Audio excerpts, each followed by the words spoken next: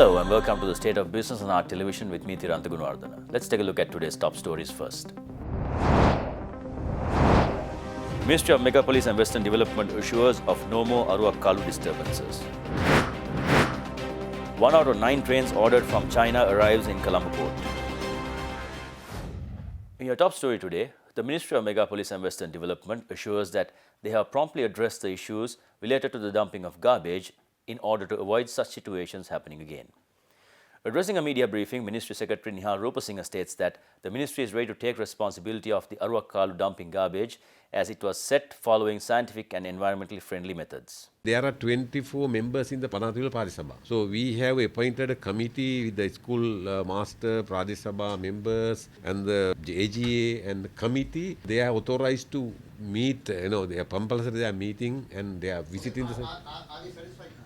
Yes, last week our Honorable Minister invited all 24 members to here, this office, and they had a meeting. So they requested this committee to be strengthened and we have guaranteed whatever the issues comes, we are addressing those. So they have realized this is a national issue. Right. There won't be any controversy around. Yeah, that's what we understand according to the not only the political 24 members with all the parties and the people in that area. Coming back to this power plant, Yeah. what is the capacity? It's a 10 megawatt that you can Kelorapiti 1 and one just started at Karadian. But Keralapiti, I think it will be completed another January. So there's no way you cannot operate a waste energy plant without a scientific landfill. The Ministry of Transport has announced that 1 out of 9 trains ordered from China has arrived in Colombo. The first train that has arrived in the country will be deployed for the upcountry line, the ministry statement said. Sri Lanka imported a train from China for the upcountry line at the cost $10.3 million, which is the first out of 9 power sets ordered from China. A spokesman from the Transport Ministry said that the train is able to run on the winding roads of the upcountry line, and the new power set also has 2 air-conditioned carriages, 2 second-class carriages and 2 third-class carriages and a dining car. The ministry spokesman also said that the government spent 1.83 billion rupees for one train and 8 others will also be brought to the country soon. The ministry also revealed that it has plans to start intercity services with the power sets, and 2 of these power sets already come with 4 air-conditioned cars.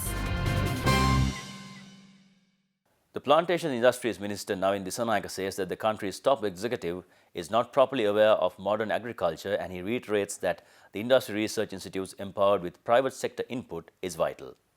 The minister made these remarks addressing the 125th anniversary celebrations of the Colombo Tea Traders Association in Colombo last Friday. While saying the executive does not understand modern agriculture, Minister Navin Dissanayake went on to state that the cooperation between the executive and his ministry has been weak, whether it's pertaining to the glyphosate issue or palm oil issue. Minister Dissanayake underscored that lack of scientific approach to agriculture, farming and plantations has been a key failure during his current time as the Plantation Industries Minister. He noted that the government made a policy decision to move ahead with the previous regime's decision to allow the regional plantation companies to plant palm oil in 20,000 hectares for the sustainability of the RPCS. Nevertheless, he also pointed out that it has now come to a standstill due to the lobbying of certain parties with vested interests. Meanwhile, the newly appointed head of the Colombo Tea Traders Association, Jayanta Karunaratne, stresses that innovations of all levels in the tea industry is a great concern that should be addressed. Addressing the Colombo Tea Traders Association's 125th annual general meeting, Karunaratne went on to state that visionary thinking and unrestrained innovation are vital to uplift the quality of products and services in the tea industry.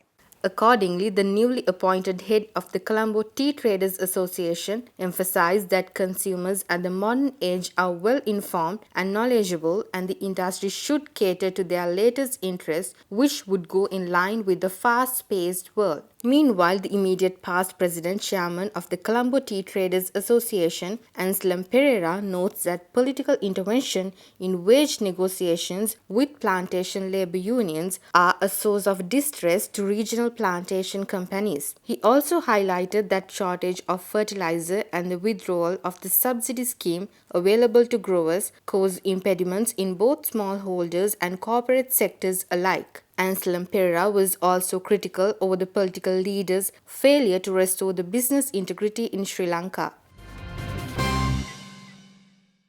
Time for us to slip in for a short commercial break. Do stay tuned for more news after this.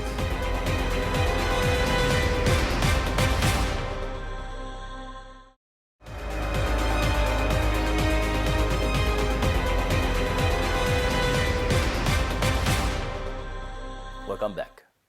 The leader of the Lanka Samasamaja Party, Professor Tissa Vitarana, states that a Gotabaya Rajapaksa-led government will ensure the sovereignty of the country by subscribing to the traditional non-aligned foreign policy in which Sri Lanka will be having friendships with all but not being a junior partner for any. Professor Vitarana made these claims yesterday at a press conference held in Colombo following the Sri Lanka Pojjana Peruma's announcement of its presidential candidate on Sunday.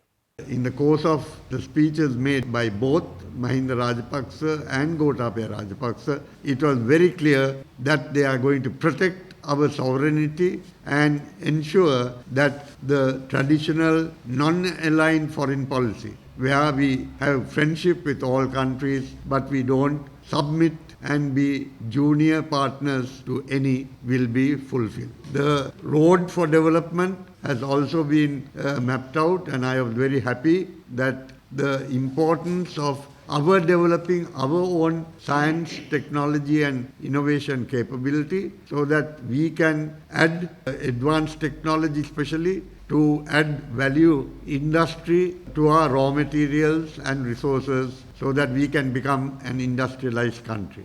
It is only by genuine growth like that that our country can solve the problems of the people. It is very clear that the new presidential candidate and the future president Gotabaya Rajapaksa, like Mahinda Rajapaksa, is just not a talker but a doer and will carry out these programs in the interest of developing our country.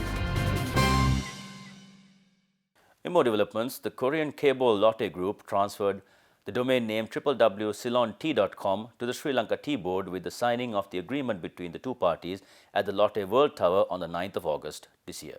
Chairman of the Sri Lanka Tea Board, Lucille Wijewardena, and Chief Executive Director of the e-commerce business headquarters of the Korean Chaebol Lotte Group, Lim Sung-muk, signed the agreement on the transferring the domain name, which had been owned by the e-commerce business headquarters since 1997. The e-commerce business headquarters decided to provide the domain name to the Sri Lanka Tea Board on free of charge basis as a result of successful discussions had with the Embassy of Sri Lanka in the Republic of Korea in consultation with the Sri Lanka Tea Board, emphasizing the benefits that could be generated to Ceylon tea industry by transferring the domain.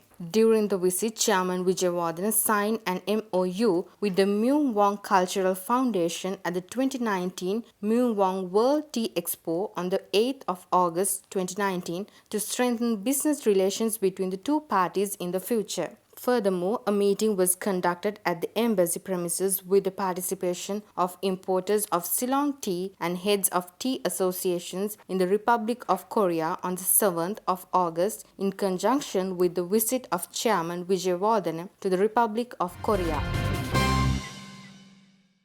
The Colombo Fashion Week Swim Week brought together 4 creative industries, namely art, fashion, food and music, to host a week-long creative festival titled Celebrate Colombo, presented by So Sri Lanka of the Sri Lanka Tourism Promotion Bureau.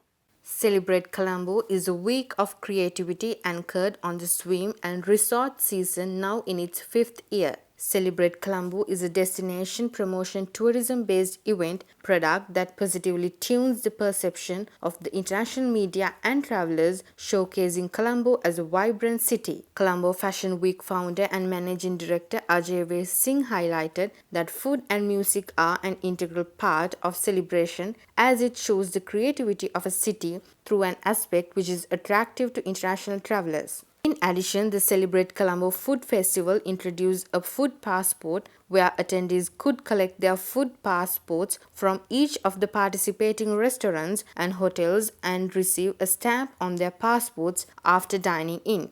They were then entered into a raffle draw at the end of the week and stood a chance to win a return ticket to Europe, courtesy of Turkish Airlines. Now let's take a look at several stories of the day in brief.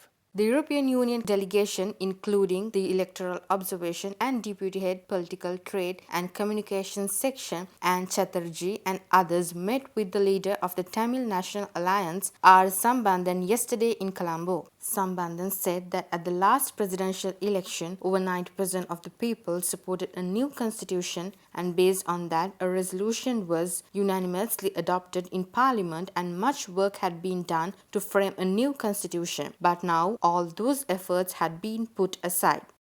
The Commercial Bank of Ceylon is named the most innovative commercial bank in Sri Lanka in 2019 by a leading London-based business magazine, recognizing the bank's focus on meaningful innovation in processes and service delivery. By conferring this award on Commercial Bank at the Business Tabloid Banking Awards, Business Tabloid magazine recognized the bank as a key player at international level, mainly on the merits and expertise it has demonstrated in the industry. Commercial Bank Chief Operating Officer Sanath Manathunga states that banks in particular have to make innovation a part of their corporate culture. The 25th Annual General Meeting of the Sri Lanka Korea Business Council held recently. Managing Director Alpha Tours Private Limited Priyantha Mendes was elected as the President of the Council for the year 2019 to 2020. In his address, Mendes reiterated that the main objective of the Council is to promote trade and tourism between Sri Lanka and Korea, to promote investment to Sri Lanka and encourage joint ventures, and to conduct joint meetings with Korean business organizations between the two countries.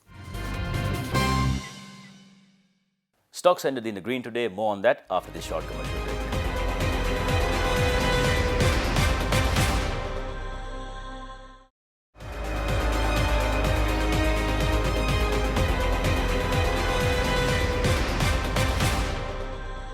Trading at the Colombo Stock Exchange ended on a positive note today.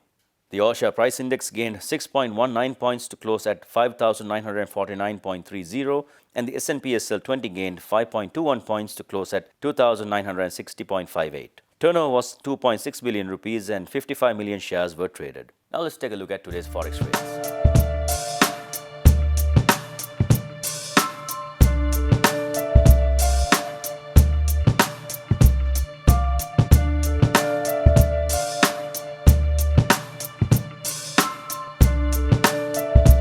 And with that, we have come to the end of today's bulletin.